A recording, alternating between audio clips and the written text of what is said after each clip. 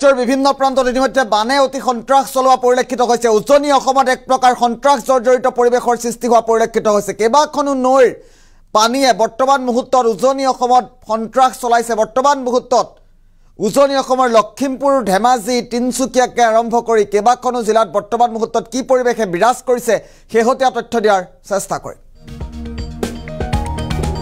ৰাজ্যত বানে ধাৰণ কৰিছে অতি ভয়ংকৰ ৰূপ। কেইবাটাও প্ৰান্তত ইতিমধ্যে বানে সন্ত্ৰাস চলাইছে, তাণ্ডৱ লীলা চলাইছে বানপানীয়ে। নেৰানেপেৰা বৰষুণ আৰু নেৰানেপেৰা বৰষুণৰ পাছতে অতি ভয়াৱহভাৱে বৃদ্ধি পাইছে ব্ৰহ্মপুত্ৰ নৈৰ জলপৃষ্ঠ। ধেমাজিত জীয়াঢল নৈৰ ভয়ংকৰ ৰূপ দেখিবলৈ পোৱা গৈছে। উফন্দি উঠিছে গাই নৈ, ননৈ, চিমেনৰ জলপৃষ্ঠ। কেইবাখনো নৈৰ জলপৃষ্ঠ ইতিমধ্যে উফন্দি উঠা পৰিলক্ষিত হৈছে আৰু ভজু গাঁৱত ৰাষ্ট্ৰীয় ঘাইপথৰ ওপৰেৰে বাগৰিছে পানী। একেদৰে গোগামুখ, ঘিলামৰা সংযোগী পথৰ ওপৰেৰেও পানী বাগৰা পৰিলক্ষিত হৈছে। কেইবাটাও প্ৰান্তত অতি ভয়াৱহ পৰিস্থিতিৰ উদ্ভৱ হোৱা পৰিলক্ষিত হৈছে। জীয়াঢল নৈৰ পানীয়ে বিনষ্ট কৰিছে 10খনৰো অধিক গাঁও তথা খেতিপথাৰ। জলপৃষ্ঠ বৃদ্ধিক লৈ ইতিমধ্যে আতংকিত হৈ পৰিছে নৈপৰীয়া ৰাইজ। ৰাজ্যত অতি ভয়াৱহ পৰিৱেশৰ উদ্ভৱ হোৱা পৰিলক্ষিত হৈছে। আমি ইতিমধ্যে উল্লেখ কৰিছোঁ, বানে সন্ত্ৰাস চলাইছে ৰাজ্যৰ কেইবাখনো জিলাত।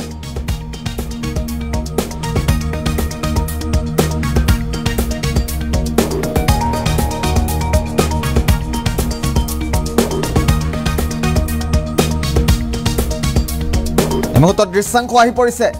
কেনেধৰণৰ ৰূপ ধাৰণ কৰিছে দৃশ্যাংশ দেখুৱাৰ চেষ্টা কৰি।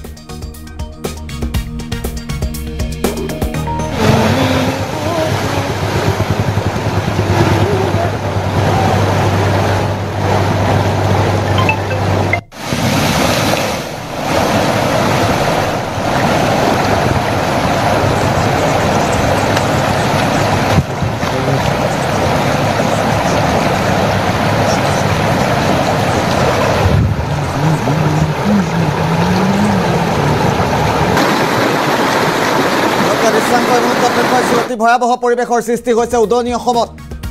ধেমাজিত জীয়াঢল নৈৰ ভয়ংকৰ ৰূপ দেখিবলৈ পোৱা গৈছে। আমি দেখুৱাইছোঁ কেনেধৰণৰ পৰিৱেশৰ সৃষ্টি হৈছে। উফন্দি উঠিছে গাই নদী, ননৈ, চিমেনৰ জলপৃষ্ঠ আৰু তাৰ পাছতেই ৰাষ্ট্ৰীয় ঘাইপথৰ ওপৰেৰে এইদৰে পানী বাগৰি অহা পৰিলক্ষিত হৈছে। পানী উফন্দি পৰিছে, জলপৃষ্ঠ উফন্দি পৰিছে আৰু ৰাষ্ট্ৰীয় ঘাইপথৰ ওপৰেৰে এইদৰে বাগৰিছে পানী।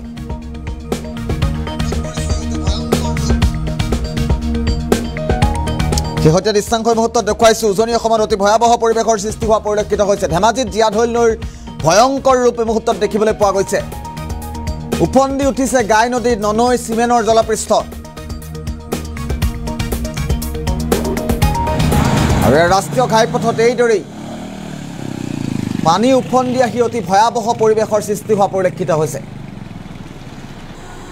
সন্ত্ৰাস জৰ্জৰিত পৰিৱেশৰ মাজেৰেই জীৱন অতিবাহিত কৰিছে কেইবাখনো জিলাৰ জনতাই।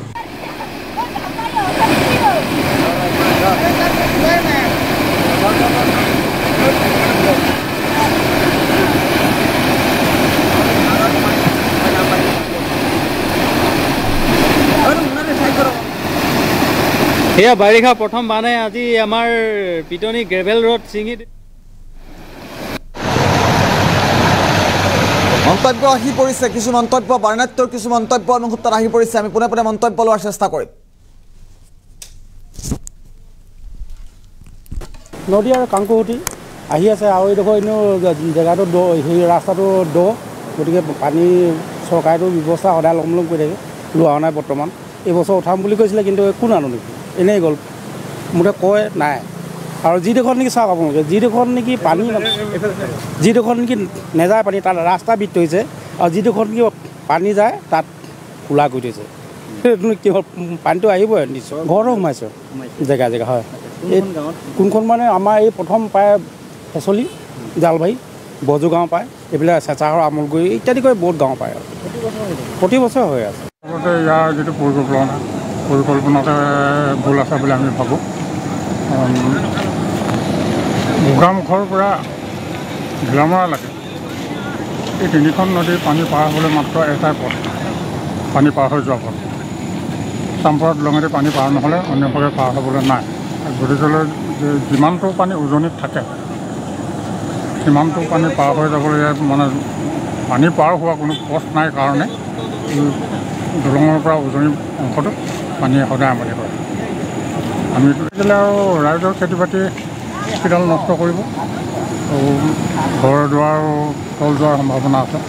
যাতায়াতৰ যেতিয়া যোগাযোগ ব্যৱস্থা যেতিয়া বন্ধ হ'ব তেতিয়াহ'লে মানে এটা অঞ্চল অচল হৈ যাব। গতিকেলৈ এইটো চৰকাৰে ক'বলৈ গ'লে এতিয়া ছুইচ গেট দিছে অলপ আগত, যিটো পৰিমাণত পানী বাঢ়িছে সেইটো হিচাপত আজি কাইলৈও যদি বাঢ়ে এইটো ৰাস্তাটো বন্ধ হৈ যাব, কমিউনিকেশ্যন বন্ধ হ'ব, বৃহত্তৰ ঢকুৱা অঞ্চলটোৱে বন্ধ হৈ যাব। জলসম্পদ বিভাগে বাৰে বাৰে প্ৰতি বছৰে একেটা কামকে কৰি আছে। ভৱিষ্যতলৈ তেওঁলোকে যদি ভাল ষ্টেপ এটা নলয় নেক্সট আৰু ভয়াৱহ পৰিস্থিতি হ'ব বুলি ধাৰণা কৰা হৈছে। আৰু তাতো ব্যাহত হ'লে বেলেগটো চাবৱে এইপিনে ধেমাজি হৈ যাব লাগিব, নহ'লে বাসুদেউ হৈ যাব লাগিব। কিন্তু ঢকুৱাখানা গোটেই অঞ্চলটো যাতায়াত ব্যৱস্থা বিচ্ছিন্ন হ'ব। তো মানুহখিনিৰ বহুতখিনি সমস্যা। গতিকে কি হয় এই ক্ষেত্ৰত কি ক'ব? এই ক্ষেত্ৰত সোনকালে কিবা এটা ব্যৱস্থা কৰিব লাগে বুলি ভাবিছোঁ। কাৰণ অলপ আগত ছুইচ গেট এটা আছে, ছুইচ গেটটো যদি খুলি দিয়ে পানীটো